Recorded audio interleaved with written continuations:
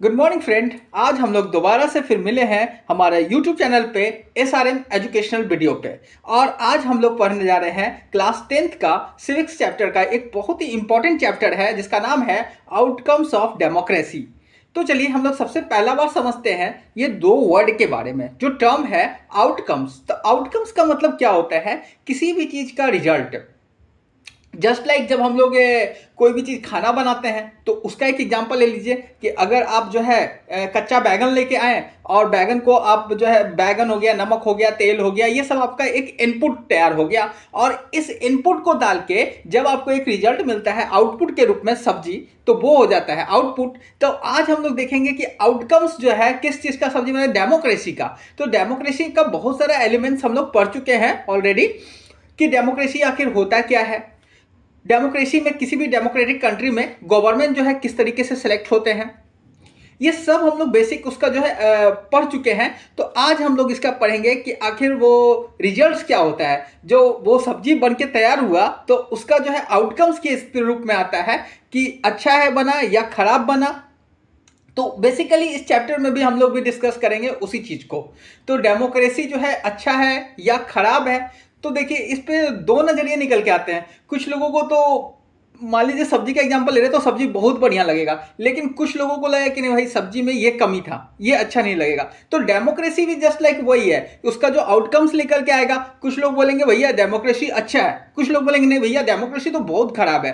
क्योंकि अब वो क्यों अच्छा है क्यों खराब है बेसिकली हम लोग इसी चैप्टर में पढ़ेंगे। तो आउटकम्स ऑफ डेमोक्रेसी, तो देखिए एक स्टेटमेंट क्या होता है कि कभी कभी इस एग्जांपल्स के थ्रू हम लोग समझते हैं कि जब सब्जी बनता है उसमें अगर कुछ कमी रह जाता है, लेकिन हम लोग अगर खुद बनाते हैं, हमारा पार्टिसिपेशन उसमें होता है, तो हम लोग का क्या नाम होता है कि भैया जैसा भी बना है अच्छा बना है, क्योंकि इसमें हमारा मेहनत लगा हुआ है और कहीं ना कहीं हमारा भागीदारी होता है। तो जस्ट लाइक डेमोक्रेसी को भी उसी वे में हम लोग लेते हैं कि डेमोक्रेसी जो है उसमें बहुत सारा खामियां हो सकता है, बहुत सारा उसका नुकसान हो सकता है। अब किसी से बात करोगे तो बोलेगा कि भैया डेमोक्रेसी कैसे बढ़िया है, डेमोक्रेसी क्या आपके कंट्री में डेमोक्रेसी है तो क्या करप्शन खत्म हो गया, क्या करप्शन खत्म हो गया, लोगों के पास रोजगार हो गया, गरीबी मिट गया, इस तरह का वो जो है अपना पॉइंट रखेंगे। बट अगर हम उनसे पूछेंगे कि भैया डेमोक्रेसी नहीं तो और क्या, तो उनके पास कहीं ना कहीं ऑप्शन नहीं होगा। जस्ट लाइक जैसे जैसे हम अपना सब्जी बनाए तो मेरे पास ऑप्शन नहीं है कि और भी सब्जी इस्तेमाल कर सके या हम उसमें जो है उतने बेटर फॉर्म में यूज कर पाए। तो फिर बोलते हैं कि भाई मेरा ही जो सब्जी बना वो वही अच्छा है। तो भैया वही सवाल यहाँ पे आता है कि जो डेमोक्रेसी है, जो मेरा बना हमारा है, जिसमें हमारा योगदान है, कंट्रीब्यूशन है, तो वही अच्छा है। तो क्या कर लेते हैं हम लोग, इसको कॉम्पेरिजन कर लेते हैं दूसरे के सब्जी से और अपने सब्जी को कंपेयर करके देख लेते हैं भैया किसका बढ़िया है। तो उसी तरह से जस्ट लाइक अ डेमोक्रेसी है, डेमोक्रेसी में हम लोग देख लेते हैं कि अदर फॉर्म ऑफ गवर्नमेंट्स क्या है। आखिर डेमोक्रेसी का मतलब क्या है कि किसी भी जो कंट्री है तो उसमें जो है शासन करने का जो व्यवस्था है वो किस तरीके से होगा। तो डेमोक्रेसी जस्ट ए नेम। तो इससे पहले हम लोग कंपेरिजन कर लेते हैं कि डेमोक्रेटिक कंट्री होता है, कुछ ऑटोक्रेटिक्स कंट्री होते हैं। तो उसका जो है क्या था, डिक्टेटरशिप्स की अगर बात कर लेंगे, डेमोक्रेसी हो गया, डिक्टेटरशिप्स हो गया, या फिर जो है राजतंत्र हो गया, वो जो शासन था। तो कौन सा मोनार्की सिस्टम्स इसको अंग्रेजी में बोलते हैं। तो हमारे पास जो है ऑप्शन था, क्या हम डेमोक्रेसी को अपनाएं, क्या हम डिक्टेटरशिप्स को चूज करें, या फिर मोनार्की को चूज करें। तो हम लोगों ने, या अधिकतर देश को बोला जाए तो उन्होंने इसमें से डेमोक्रेसी को अपनाया। क्योंकि उससे पहले अगर देखते हैं हम लोग तो चाहे वो मोनार्की का हो, मोनार्की का सवाल ले लीजिए, तो मोनार्की में भी वो जो अगर कंपैरिजन करेंगे तो बहुत सारा कमियां था। चाहे डिक्टेटरशिप्स में ले ले तो हिटलर का हम लोग देख चुके हैं क्लास 9th में, जो है हिटलर जो है किस तरीके से जो है डेमोक्रेटिक फॉर्म ऑफ गवर्नमेंट को बदल करके डिक्टेटरशिप्स वहां पे लाता है और क्या होता है। तो बेसिकली हम लोग अब इस चैप्टर पे डिस्कस करेंगे जो कि एनसीईआरटी का टॉपिक से उठाए हैं हम लोग, और पूरा का पूरा चैप्टर एनसीईआरटी क्लास 10th का बेस्ड है। तो इसमें एक एनसीईआरटी का टर्म पढ़ेंगे उसमें कुछ हम लोग समझेंगे कि आखिर ये कहना क्या चाह रहा है। जैसे देखिए, बोल रहा है कि outcomes of, because democracy is a better form of government when compare with other. इसमें पहला ही स्टेटमेंट ये कहता है कि डेमोक्रेसी जो है एक बेटर फॉर्म ऑफ गवर्नमेंट है, क्योंकि जब इसको हम दूसरे से कंपेयर करते हैं तो भैया कंपेयर करते हैं किस चीज में, तो ये प्रमोट करता है इक्वालिटी को सिटीजन्स के अमॉन्ग, जितने भी लोग रह रहे हैं कंट्री में। तो डेमोक्रेसी क्या कहता है कि सब में जो है एक समानता आना चाहिए, समानता आना चाहिए। अब यहाँ पे आप लोग बोलोगे कि ये भैया कैसे पॉसिबल है कि एक कंट्री में जो है सबके बीच में समानता हो, इक्वालिटी हो, तो कोई गरीब ही नहीं होगा, कोई अमीर ही नहीं होगा, सबके हाथ में रोजगार होगा। तो अमोंग ये क्या होता है कि डेमोक्रेसी, जैसे हम लोग पहले ही बात कर चुके हैं कि जस्ट लाइक एक प्रिंसिपल है जिस पे भी कोई भी गवर्नमेंट काम करता है, तो ये गवर्नमेंट को फोर्स करेगा डेमोक्रेसी कि हमारे जो सिटीजन्स है उनके अराउंड जो है इक्वालिटी को प्रमोट करे। अब बोलेगा इक्वालिटी को कैसे प्रमोट किया जाता है, तो इक्वालिटी को इस तरीके से, हम लोग इससे पहले वाला भी चैप्टर में पढ़ चुके हैं। जैसे अनटचेबिलिटी था हमारे समाज में, तो अनटचेबिलिटी जो है एक सोशल एबल्स था, जिससे कुछ जो समाज के कुछ लोग जो है वो पिछड़ गए। तो अब गवर्नमेंट क्या करेगा, उनको जो है एक के रो में लाने के लिए एक हायरार्की सिस्टम्स जो डेवलप है, उस हायरार्की सिस्टम्स में सबको इक्वालिटी प्रमोट करने के लिए क्या करेगा गवर्नमेंट जो है, अगर डेमोक्रेटिक फॉर्म ऑफ गवर्नमेंट है तो वो बहुत सारा एक्शंस को लेगा। जैसे कि रिजर्वेशन सिस्टम्स वगैरह हम लोग पढ़े थे, क्लास 9th में भी पढ़ चुके हैं। तो रिजर्वेशंस को लाएगा जिससे कि इक्वालिटी हो। कुछ जो है PDS schemes, public distribution systems, इसको भी पढ़ चुके हैं। इसके जरिए जो है वो गरीबी को खत्म करने का, डिफरेंसेस एजुकेशन के जरिए, हेल्थ के जरिए, ये सब पे फोकस करेगा, जो कि हम लोग क्लास 9th में देख चुके हैं पॉवर्टी चैप्टर्स में। तो ये हो गया कि एक समाज में वो इक्वालिटी को लाने का कोशिश किया जाएगा। दूसरा, डेमोक्रेसी क्यों अच्छा होता है कि ये डिग्निटी ऑफ द इंडिविजुअल्स को बढ़ा देता है, enhance the dignity of the individual.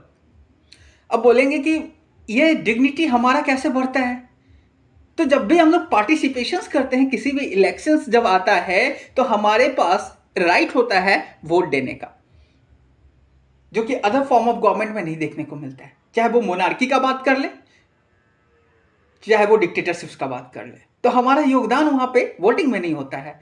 तो जब हम लोग को एक अधिकार होता है अपना जो रिप्रेजेंटेटिव चुनने का, अपना प्रधानमंत्री चुनने का, तो हमारा जो एक डिग्निटी होता है, स्वाभिमान जो होता है, वो बढ़ जाता है कि आखिर ये जो गवर्नमेंट है इसमें हमारा कुछ योगदान है। ये हो गया। Improve the quality of decision making, तो जो डिसीजन मेकिंग का जो क्वालिटी होता है वो इम्प्रूव हो जाता है।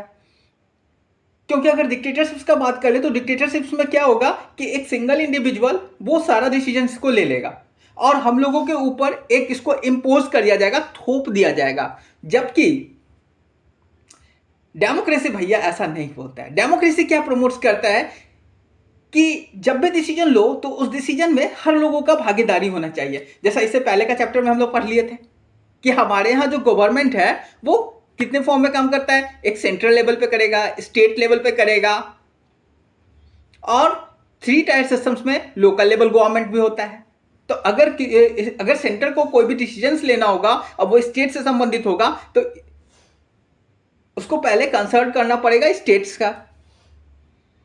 तो इस तरीके से डिसीजन जो है वो डिले तो होता है लेने में, लेकिन जो है एक अच्छा डिसीजन आता है जो कि पब्लिक से जुड़ा हुआ है।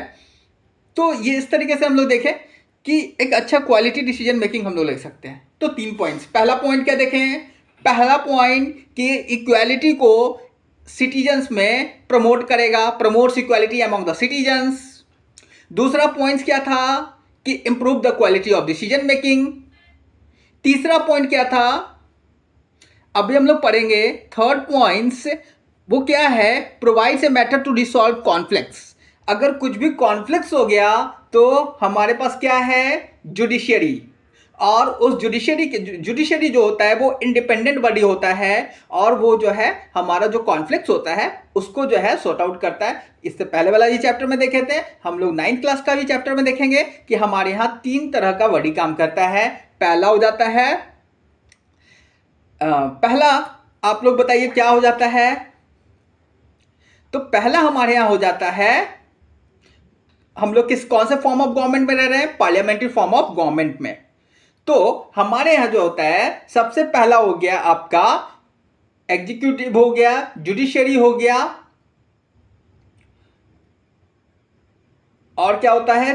पहला नंबर पे जो होगा वो आप लोग हमको कमेंट्स करके बताइएगा कि पहला नंबर पे कौन था। दो हम बता दिए कि एग्जीक्यूटिव एंड द जुडिशरी, और ये भी बता दिया कि हमारे यहाँ पार्लियामेंट्री फॉर्म ऑफ गवर्नमेंट है। अब क्या है, एक देखते हैं allow room to correct mistake. तो एक सबसे बड़ा इंपॉर्टेंट चीज है क्या कि एक रूम हमको प्रोवाइड करवाता है, allow room to correct mistake. मतलब अगर हम लोग कोई भी गलती हो जाए तो उसको सुधारने का एक मौका दिया जाता है। रूम का मतलब ये मत समझिएगा कोई रूम के बारे में हम लोग डिस्कस करने जा रहे हैं। तो एक स्पेस हमारे पास रहता है कि चलो जैसे 5 इयर्स के बाद, आफ्टर 5 इयर्स या बीच में भी जो है गवर्नमेंट जो है वो गिर सकता है। तो अगर हमसे कोई गलती हो गया इस बार गवर्नमेंट चुनने में, हमारे अपेक्षा पे गवर्नमेंट नहीं खड़ा हो पाया, तो हमारे पास एक और मौका होता है after the 5 years we are deciding to which government is better और which government is not better। तो इतना जो 4 पॉइंट्स था हम लोग के पास, अभी डिस्कस हम लोग को कर लिए हैं। पहला point promotes equality among the citizens, and the second point enhance the dignity of the individual, and the third point improve the quality of decision making, and the fourth point provides a method to resolve conflicts, and also the fifth points जो हम लोग स्कैप कर रहे थे, allow room to correct mistakes। इतने points पे हम लोग काम करेंगे, याद रखेंगे। अगर कभी भी आ जाए एग्जामिनेशन में क्वेश्चन आ जाए कि why democracy is better form of government in comparison to other, हम लोग ये 5 पॉइंट्स को लिख देंगे उसमें। चलिए अब डेमोक्रेसी समझते हैं। तो बी, हम लोगों से आया ये डेमोक्रेसी। हमारा जो अपेक्षा होता है, आवर एक्सपेक्टेशन होता है, it is just a form of A government, it only create a condition of the achieving something. मतलब एक ऐसा कंडीशन को बनाता है जिसमें कि हम लोग कुछ जो है प्राप्त कर सके।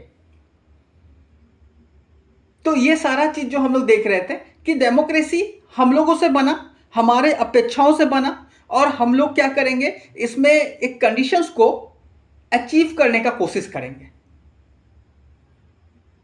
तो ये जो कंडीशंस था, अभी हम लोग 5 बात किए, ये सब भी एक कंडीशन है जो कि डेमोक्रेसी में जरूरी है। एक डायलेमा क्या है कि democracy is said to be good in a principle but fail to not so good in practices. एक डायलेमा बना हुआ है, एक ऐसा मान्यता बना हुआ है कि डेमोक्रेसी तो अच्छा होता है सैद्धांतिक तौर पे, प्रिंसिपल उसका अच्छा है, महसूस किया जाता है, लेकिन ये प्रैक्टिस में अच्छा नहीं है। इसको कैसे समझेंगे हम लोग? इसको समझने के लिए पहले ऐसे बात करते हैं, प्रिंसिपल सिद्धांत। ऐसा प्रिंसिपल और प्रिंसिपल दोनों में डिफरेंशिएट कर लेना। If you not differentiate between principle and the principle, then you will understand school principals, coaching principal. I am not talking about here school principal and the coaching principal. It's a principal. I am talking about the सिद्धांत। किसी किसी का होता है कि मेरा ये एक सिद्धांत है, हम इस चीज पे काम करते हैं, मेरा एक प्रिंसिपल है, उस पे हम लोग काम करते हैं। मतलब जैसे कि मेरा एक प्रिंसिपल है कि हम जो है कभी भी करप्शंस को प्रमोट नहीं करेंगे, हम पैसा नहीं लेंगे, हम हमेशा पब्लिक के हित में काम करेंगे। ये जो पॉइंट हम लोग बोले, ये मेरा एक प्रिंसिपल, एक मेरा सिद्धांत है। अब एक्चुअल क्या होता है ना, अब सामने वाला बंदा क्या बोलेगा कि सर आपका प्रिंसिपल क्या बोलता था कि आप जो है घूस नहीं लीजिएगा, आप जो है समाज में जो सबके बीच में बराबरी रखिएगा, किसी के साथ कोई अगर डाइवर्सिटी है हमारे समाज में तो आप उसमें जो है कभी भी भेदभाव नहीं कीजिएगा किसी के साथ। ये मेरा प्रिंसिपल था। तो एक्चुअली ये क्या है, ये प्रिंसिपल तो अच्छा है, फील भी अच्छा करवा रहा है, good feel, but when we see in the reality, in the practices daily life, तो हम खरा नहीं उतर पा रहे हैं। तो जस्ट लाइक यहाँ पे टॉकिंग कर रहा है यही कि डेमोक्रेसी का मतलब क्या होता है कि डायलेमा है कि डेमोक्रेसी तो बढ़िया है, लेकिन जो है ये जितना अच्छा लगता है सुनने में, उतना ये प्रैक्टिसेस में सही नहीं है। तो ये किसका पॉइंट है, अब देखते हैं इसमें क्या क्या है। नेक्स्ट पढ़ेंगे हम लोग अकाउंटेबल क्या होता है, रिस्पॉन्सिव क्या होता है, लेजिटिमेट गवर्नमेंट क्या होता है, ये सब के बारे में हम लोग डिस्कस कर लेते हैं थोड़ा। तो accountable form of government, accountable का मतलब क्या होता है, पहले तो ये समझिए अकाउंटेबल का मतलब। जैसे मान लीजिए कि क्लासरूम है, क्लासरूम में कोई मॉनिटर है, अब उसको हम जो है यहाँ पे अपॉइंट कर दिए कि भैया यहाँ पे अगर क्लास में कुछ भी होगा यू आर अकाउंटेबल, इसके लिए जो जवाबदेही बनेगा वो तुम्हारा बनेगा। तो बोलते हैं कि डेमोक्रेसी में क्या होता है, गवर्नमेंट जो होता है वो अकाउंटेबल होता है। ये किसका अच्छा है कि democracy, people government elected by the people should be accountable, जो लोगों के द्वारा चुने जाएंगे वो जो है अकाउंटेबल होंगे, जवाबदेही होगा उनका। मान लीजिए कोई भी गवर्नमेंट, जैसे क्लास 9 का चैप्टर से आप इसको कनेक्ट भी करके देख सकते हैं। वहां पे जो था देवीलाल के बारे में दिया गया था कि देवीलाल जो है जब इलेक्शंस लड़ रहे थे तो वो जो है बहुत सारा जनता के साथ प्रोमिसेस करके आए कि अगर मेरा सरकार आ गया तो हम जो है बैंक का जो लोन है, जो लोग छोटे छोटे व्यापारी हैं या किसान हैं उनका लोन जो है माफ करवा देंगे। और भी उन्होंने प्रोमिसेस किया, बहुत सारा प्रोमिसेस किया, और उसके बाद उनका जो है सरकार आ जाता है और वो पहला जो कैबिनेट का मीटिंग होता है उसमें वो यही डिसीजन लेते हैं कि वो लोन को बाइंड अप कर देते हैं। जितने भी छोटे छोटे जो बिजनेसमैन थे उन लोगों का लोन जो है माफ कर दिए। तो इससे क्या प्रूफ हुआ कि जो गवर्नमेंट है जो चुना जाएगा उसके अंदर कुछ अकाउंटेबिलिटी रहेगा और वो पीपुल के लिए रहेगा अकाउंटेबिलिटी, जो लोग हैं, क्योंकि लोग ही उनको बनाए हैं। रिस्पॉन्स करेगा, रिस्पॉन्सिव होगा, responding to the needs and the demand, जैसा हमारा जरूरत होगा या डिमांड होगा उस तरीके से वो रिस्पॉन्स करेगा।